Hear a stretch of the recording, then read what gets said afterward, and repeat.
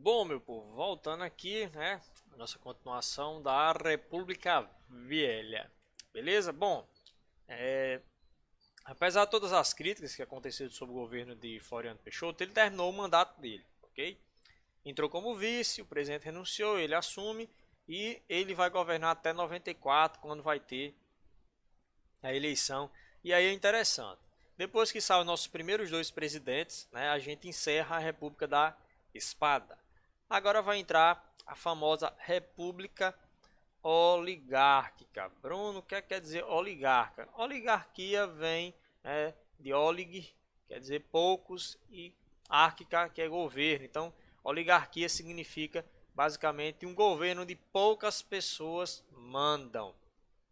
Então, essa república também é chamada de República do Café com Leite. Por que café com leite? Porque será um período em que apenas dois estados vão mandar basicamente no Brasil, né? Sobretudo na região sudeste, que é São Paulo e Minas Gerais. Então é chamado de política do café com leite, porque São Paulo é representado pelo café, Minas Gerais representava o leite, ok? Então vai ter uma alternância entre esses dois estados aqui. São Paulo manda um mandato, Minas Gerais manda outro, né? Então ficava uma gangorra, uma hora um tá lá em cima, outra hora só eles se alternavam no poder e um apoiava o outro, ok? Então a gente vai chamar esse período agora. Acabou-se a República da Espada, começa a República do Café com Leite, ou seja, a República das Oligarquias, a República onde poucos vão mandar. Que poucos? São Paulo e Minas Gerais, beleza? Então vamos lá, meu povo. Ó, oligarquias de São Paulo e Minas Gerais, as duas mais poderosas do país, alternavam-se na presidência, ok? Bruno, como era isso era possível? É, como é? Porque os outros estados não se reuniam para derrotar eles. Bom, como eles queriam se manter no poder, o que, que eles faziam? Eles compravam o apoio dos outros estados, pessoal. Chegavam lá e jogavam dinheiro mesmo, rios de dinheiro, para que os outros estados sempre votassem nos candidatos de São Paulo ou Minas, né? Para que assim eles sempre pudessem estar no poder. Isso a gente chama de política dos governadores. Então, quando você falar, eu vi lá na prova, política dos governadores, a política dos governadores nada mais é de que, né, a compra do apoio dos outros estados para que São Paulo e Minas Gerais continuassem sempre no governo, ok? Oligarquias menos expressivas apoiavam o acordo em troca de cargos e ministérios, né, como por exemplo Rio Grande do Sul, Bahia, Rio de Janeiro, entre outros. Ou seja, eles compravam. São Paulo e Minas Gerais compravam o Brasil todo. Ah, você quer o que aí para você me apoiar? Apoiar meu candidato lá, o paulista ou o mineiro? Ah, eu quero o Ministério da Saúde. Pois traga um médico aí para assumir, né? E era assim, então eles compravam o apoio de todo mundo, né? Isso a gente vai chamar de política dos governadores. O presidente, né, e os governadores estaduais previam um apoio mútuo e não interferência de ambos em seus governos. Então, é, o presidente chegava no estado, comprava o apoio do governador e disse: olha, eu não me meto no seu governo, você não se mete no meu, e tchau, tchau e benção. Só quero seus votos, que você não se meta no meu governo. E o governador, e eu só quero seu dinheiro e que você não se meta no meu governo. Ai, perdão aí, pessoal. A garganta tá começando a falhar. Beleza? Então vamos lá. Ó, aqui é uma chave que representa muito bem aí o que seria a República Velha, né? A República do Café com Leite. Aqui nós temos São Paulo e aqui nós temos Minas, e eles guardando a cadeirinha, né, da presidência da República. E todos os outros estados aí tentando chegar lá, mas só quem tá é esses dois aqui. Beleza? Bom, uma das coisas mais marcantes desse período aí eram as fraudes eleitorais. As fraudes eleitorais eram. Se você acha que a política hoje em dia é suja, tem muita corrupção, compra de voto, se vocês vissem, pessoal, como era nesse período aqui, era 100 vezes pior. Beleza? Era 100 vezes pior. Então vamos ver aqui os aspectos principais de toda essa corrupção eleitoral, política que existia no período. E uma palavra mais marcante que o Enem adora cobrar. Menino, o Enem não cobra isso aqui pouco não, viu? É o coronelismo. O coronelismo. Quase todo ano cai uma questão do coronelismo. É incrível. O coronelismo, pessoal. O coronel é uma patente militar. Só que aqui no caso do Brasil, para você receber a patente de coronel, você não precisava ir para o exército, fazer um treinamento militar. Não, só precisava ter terras e muita influência na cidade. Então, geralmente o homem mais rico da cidade, o maior fazendeiro, o homem que tinha um monte de empregados, aquele homem que ele que era a verdadeira motor econômico daquela cidade, que todo mundo trabalhava para ele, esse homem ganhava o título de coronel. Ok? Então ele mandava na cidade. Né? Então vamos aqui, ó. Coronel era o nome dado pelo qual os latifundiários, ou seja, fazendeiros, eram conhecidos. Então os fazendeiros ricos eram logo chamados de coroné. O coroné, né? Assistiram ao da Compadecido, coroné. Usavam seu prestígio pessoal para arregimentar votos. Mandava, obrigava todo mundo que trabalhava para ele, que era praticamente a cidade toda, votar no candidato que ele quisesse. Ok?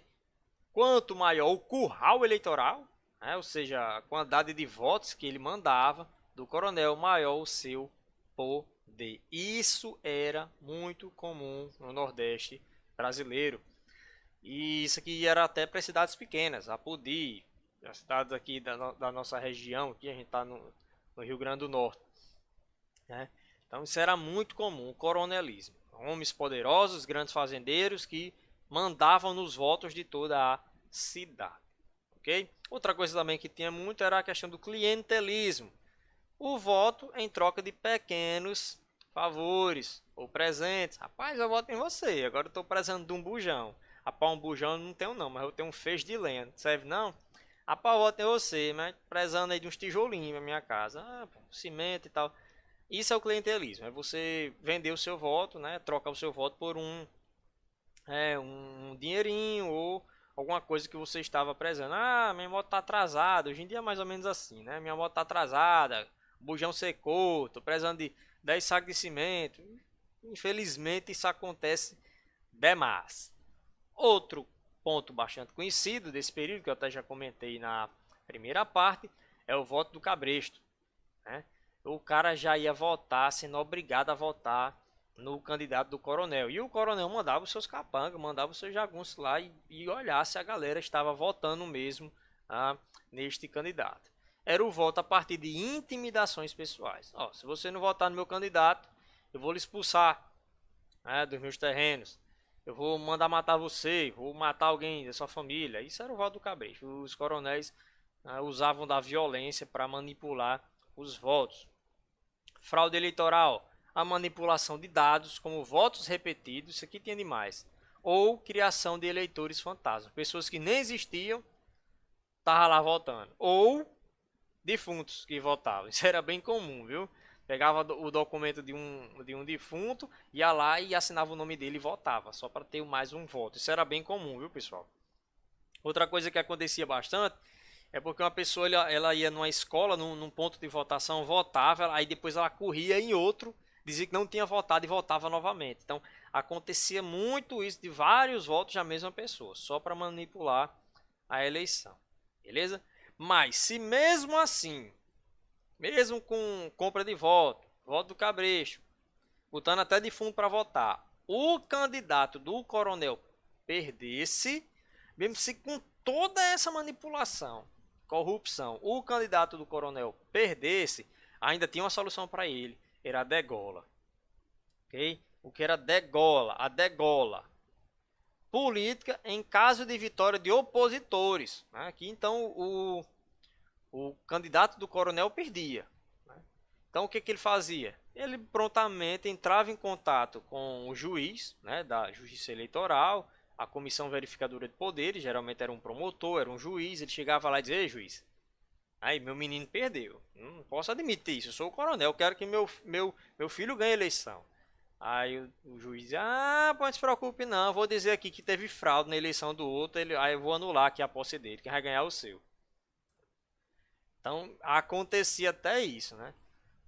O não reconhecimento e a titulação da vitória por parte da comissão verificadora de poderes. O seu opositor ganhou, mas você, muita amizade com o juiz, chegava lá, o juiz não aceitava, não dava posse, ele não reconhecia a vitória do outro e você sairia o vencedor. Olhe só como era complicado nesse período. Ok? Saindo de política, vamos entrar agora na economia. Vocês lembram muito bem que na época do Brasil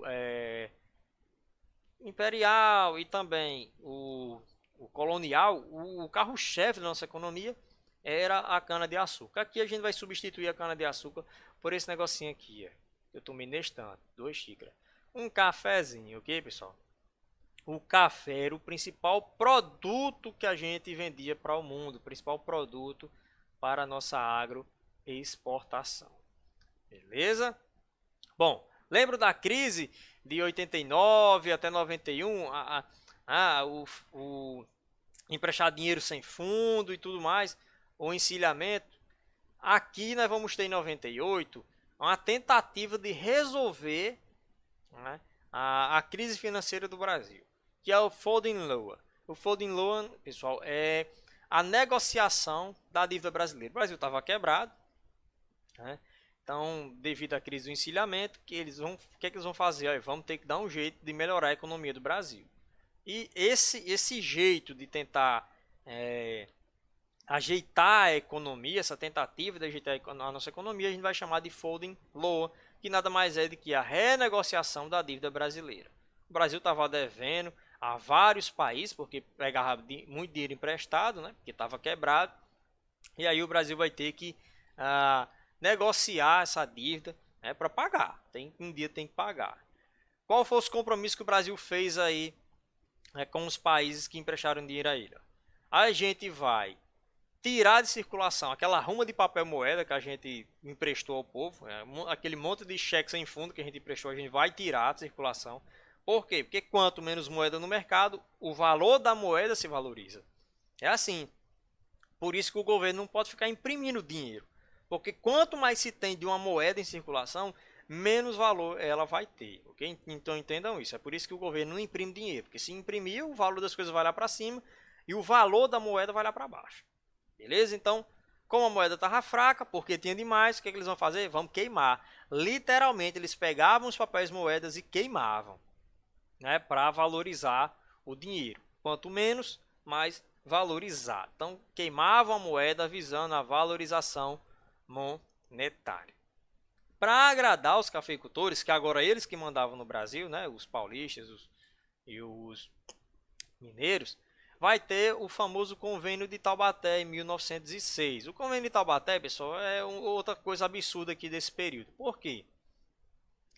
Era o governo comprando café dos produtores, sendo que os produtores eram no governo, ou seja, os produtores que faziam parte do governo pegavam dinheiro dos cofres públicos, que vinha dos impostos de todos os brasileiros, e colocavam no seu bolso, né? Então, eles, com medo das crises que podiam vir, né, e vai vir a crise em 29 logo depois. Então, o que é que os cafeicultores pensaram para ficar cada vez mais ricos? Vamos botar o governo para comprar nosso café, que assim a gente não se preocupa se vai ter gente de fora comprando. Então, o convênio de Taubaté foi um convênio entre governo e cafeicultores só para enriquecer mais ainda os cafeicultores paulistas, ok? Então, plano de valorização artificial do café. Então, mesmo que você não tenha quem vender, os Estados Unidos parou de comprar o meu café, o governo vai lá e compra o seu café e guarda. De onde que o governo ia ter tanta gente para estar tomando café desse jeito? Não, mas não se preocupe não, você que é produtor, eu vou lá e compro seu café e guardo. Deixa lá guardado, né? Então, o preço para os cafeicultores foi uma maravilha. Eles não estavam mais preocupados se tinha como exportar o café. Por quê? Porque o governo estava comprando tudo que era produzido no Brasil, só para agradar os cafeicultores, que faziam parte do governo. Você vê como o negócio era enrolado. O governo comprava os excedentes de café e estocava. Então, você plantou 1.000 toneladas, você vendeu 800, as 200 que sobrou, o governo compra, para você não ficar no prejuízo. Então, era a melhor maneira de evitar que os cafeicultores tivessem algum tipo de prejuízo aqui no Brasil. Era o governo comprando. Então, o que o produtor não conseguia vender, o governo comprava. Isso era imoral. Comprava só para dizer que estava lá, né? Tanto chegou um momento em que teve que queimar café, porque não tinha onde guardar tanto café. Não tinha. Usaram até café como combustível das locomotivas. Jogavam lá nas caldeiras café, onde o trem passava, aquele cheirinho de café, o povo estava dormindo e acordava espertinho. É porque tinha café demais. Era café na merenda, no almoço, na janta. Essa época aqui ia sobrar café. Beleza? Bom, além do café, o Brasil vai ter outros produtos aí, né, intermediários. A borracha, que vai ser mais produzida aí, principalmente na região norte, né, vai ter o surto da borracha, devido à demanda por látex, né, já que o pneu tinha sido inventado, o carro está se popularizando, precisava de látex para fazer os pneus, né? Então, de 1890 a 1910 vai ser o surto da borracha. Pessoas do Brasil todo foram para a região norte, ok? Só que aí ó, vai ter a decadência, né? Decadência associada à produção inglesa em suas colônias asiáticas. A Inglaterra, que mais comprava borracha, vai parar de comprar porque vai produzir nas suas próprias colônias. E outra, vai surgir a borracha sintética também. Depois de um tempo, então vai diminuir a demanda por látex. O cacau também, importando durante a Primeira Guerra Mundial, muito vendido, né, como alimento para os soldados que estavam nos frontes de batalha. Demais produtos: açúcar, couro, algodão, o mate, né? Todos agrícolas ou do setor primário destinados basicamente à exportação. Nenhum deles com números expressivos. Expressivo mesmo aqui nesse período era café e em segundo a borracha. Beleza? Então os carros-chefes da nossa economia nesse período foi o café e em segundo lugar, né, com a menor porcentagem, a borracha. Bom, conflitos sociais. Agora a gente chega na parte massa. Nem todo mundo gostava do governo republicano, pessoal. Existiam muitas pessoas que tinham saudades, né, da época em que o Brasil era um império, né? Tinha um imperador, tinha um trono, um reizinho lá todo bonitinho e tudo mais. Beleza.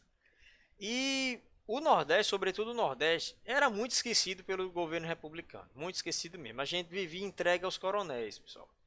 Era uma região que chovia pouco, tinha muita miséria, muita seca e ainda era entregue na mão dos coronéis que exploravam mesmo, né, a população mais pobre. Então, nesse cenário, vai surgir pessoas que vão propor mudanças sociais, que vão criticar o atual governo e vão propor uma nova sociedade. E um desses homens que vão propor uma nova sociedade é Antônio Conselheiro. Por isso que a gente vai chamar o movimento dele de movimento messiânico. Então a gente vai ter alguns movimentos messiânicos. Por que Messias? Messias significa aquele que vem para salvar. Então Antônio Conselheiro, ele era visto como o cara que apareceu, enviado por Deus para salvar o povo daquela opressão dos coronéis. Beleza? E do governo republicano, que cobrava muito imposto e tudo mais. Então, o principal desses movimentos messiânicos é o famoso Guerra de Canudos. Tem até um filme, ok? Eu recomendo que vocês assistam. Guerra de Canudos, que vai acontecer de 1896 a 1897, ok? Então, um beato, Antônio Conselheiro, vai sair pelas ruas do Nordeste, nas cidades do Nordeste, pregando a palavra de Deus, criticando o regime republicano, enaltecendo o regime imperial, ok? E a população que vivia presa aos grilhões do coronelismo vão começar a abandonar as fazendas que trabalhavam para seguir Antônio Conselheiro, a ponto deles criarem uma grande cidade, né? Que era o Arraial de Canudos, ou Arraial de Belo Monte, lá na Bahia. Uma cidadezinha onde todo mundo tinha sua casinha, ninguém mandava em ninguém, todos ouviam Antônio Conselheiro, que realizavam as missas. Então, a população pobre começou a abandonar as fazendas e ir morar com Antônio Conselheiro, que os coronéis viam ele como um maluco. O povo está deixando de trabalhar comigo para seguir um lunático, um maluco, né? E as ideias dele se espalharam pelo Brasil todo, as notícias chegaram no Rio de Janeiro, capital do Brasil, que tinha um louco no Nordeste que estava criticando a República e estava querendo criar um império dentro da Bahia. Porque quando ele começou a criar o Arraial de Canudos, pensaram que ele queria criar um país ali dentro. Prontamente, o Rio de Janeiro vamos ter que destruir esse cara, vamos ter que destruir essa cidade aí, porque dentro da República nós não vamos permitir que surja um rei, que surja um país dentro do Brasil, ok? Então, ó, as causas aí desses movimentos sociais são basicamente esses, ó. A miséria crônica da população nordestina, má distribuição de terras, descaso com o trabalhador rural, a seca, aumento dos impostos, separação entre religião e Estado decorrente da proclamação da República. A igreja não aceitou muito bem esse negócio do Estado agora registrar nascimento, casamento, ok? Então, Camponese segue Antônio Conselheiro formando o Arraial de Canudos ou Arraial de Belo Monte no interior da Bahia. Ó, aqui uma gravura foi feita na época representando o Arraial de Canudos. Então eram centenas de famílias, né, vivendo aí ao lado de Antônio Conselheiro. E aqui a gente já vê os canhões republicanos, né, os canhões que foram usados para derrotar a cidade de Canudos. Bom, vamos lá.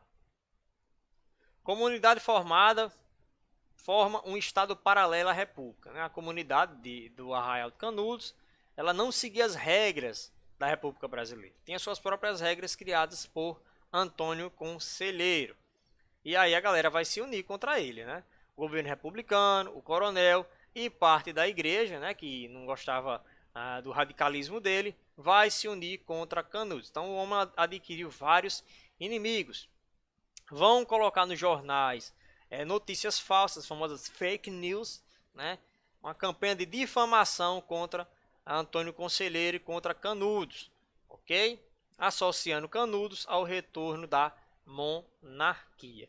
E aí o Rio de Janeiro vai pegar canhões, armas, e serão 4 expedições militares. Nas 3 primeiras, Canudos vai vencer. Você pode acreditar. Canudos armou os homens e venceram os militares do Brasil. Só que aí na 4ª vez eles vieram com canhões. E aí, meu povo, aí não deu jeito não. Eles pegaram os canhões e antes de atacar com os homens, bombardearam a cidade, enfraqueceram suas defesas e aí todo o Arraial de Canudos foi massacrado. Mais de 15 mil pessoas foram degoladas, você tem noção.